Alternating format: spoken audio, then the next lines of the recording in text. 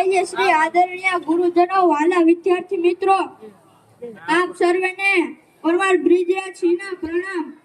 આજે હું તમને મારું ગુજરાત, ગરવી ગુજરાત વિશે વક્તવ્ય કહેવા ઈચ્છું છું, તો મારી નમ્ર વિનંતી કે શાંતિથી સાંભળજો।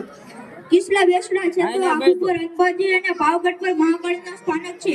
ગિરનારના શૃંગના તો ગુરુગીરી બંધને જલંધર જોગીજી દીપાવે છે, ત્યારે કહેવું થાય કે કૃષ્ણની વાસળીના કટકા જો ઓઠે માંડો તો સૂર્યની સરિતા નીકળે અને દત્ત જેવા જોગી જો ફૂંક મારે ને ધૂળા આજે ધપતા નીકળે। સાહેબ, ધૂળા આજે ધપતા નીકળે।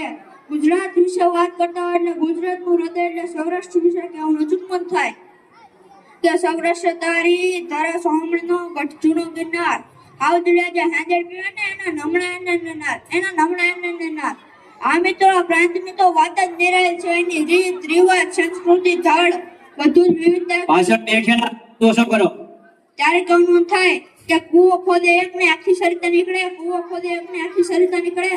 જનક જેવો આવીને આગે તો હજુ પણ આ ધરામાં સીતા બેઠેલા અવાજ બંધ કરો। હજુ પણ આ ધરામાં સીતા નીકળે। હજુ ક્યાંક ધબકે છે લક્ષ્મણ રેખા કે રાવણ જેવો બીતા નીકળે। આ મિત્રો, એવી છે મારી ગરવી ગુજરાત। ગરવી ગુજરાત એટલે વીર, નર્મદ અને મેઘાણીની ભૂમિ।